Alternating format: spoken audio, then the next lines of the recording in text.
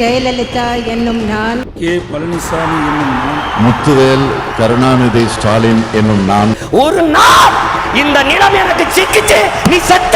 ரெண்டு பேருக்கு நடுவுல தான் போட்டியே. ஒன்னு டிவிக்கு, இன்னொன்னு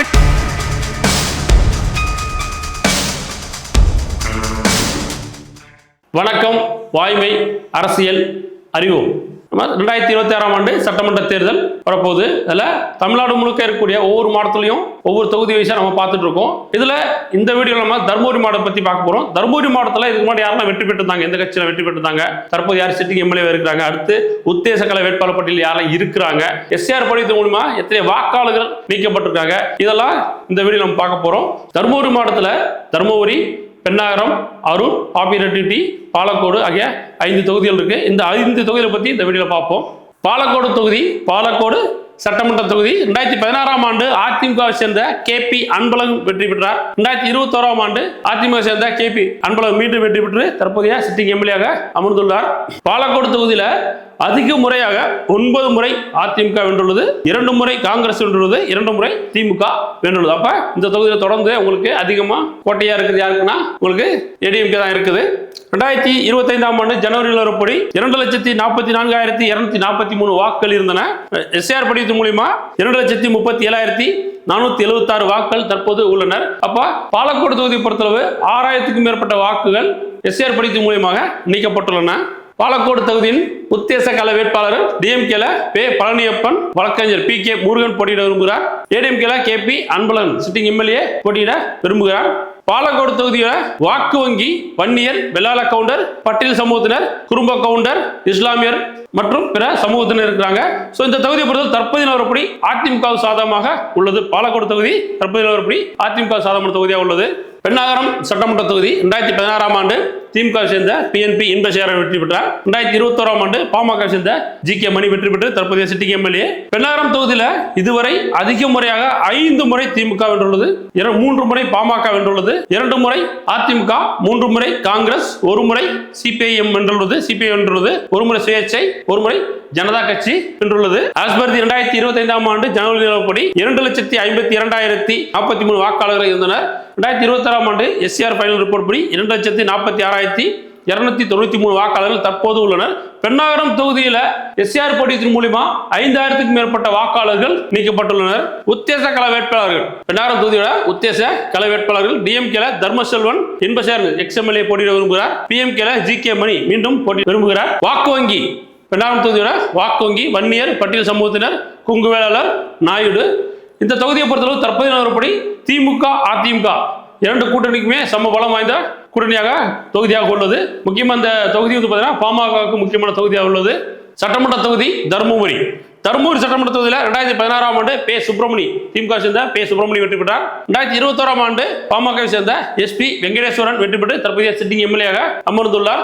தர்மபுரி தொகுதியில் அதிக முறையாக 6 முறை திமுக வென்றுள்ளது, 3 முறை பாமக, 3 முறை காங்கிரஸ், 2 முறை சுயேட்சை, 1 முறை அதிமுக, 1 முறை தேமுதிக, 1 முறை ஜனதா கட்சி வென்றுள்ளது.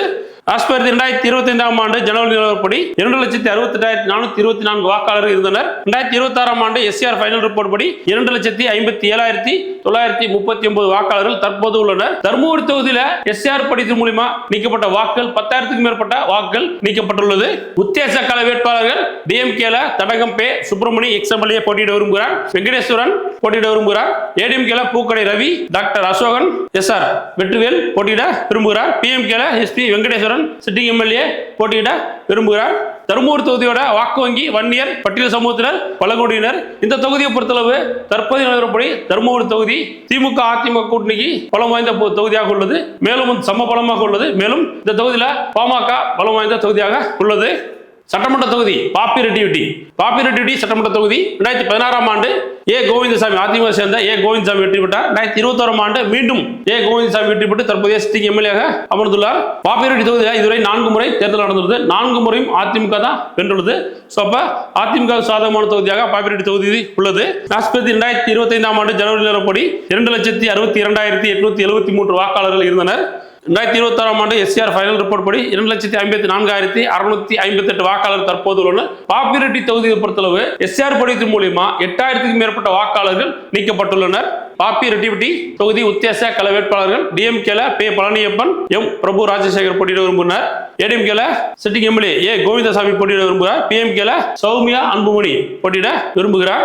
வாக்கு வங்கி வன்னியர், பட்டியல் சமூகத்தினர், வெள்ளாள கவுண்டர்.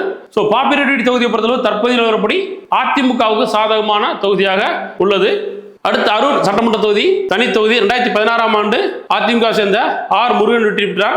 2019 ஆண்டு இடைத்தேர்தல் வி சம்பத்குமார் அதிமுக சேர்ந்த வெற்றி பெற்றார். 2021 ஆண்டு மீண்டும் வி சம்பத்குமார் வெற்றி பெற்று தற்போதைய சிட்டிங் எம்எல்ஏ அமர்ந்துள்ளார்.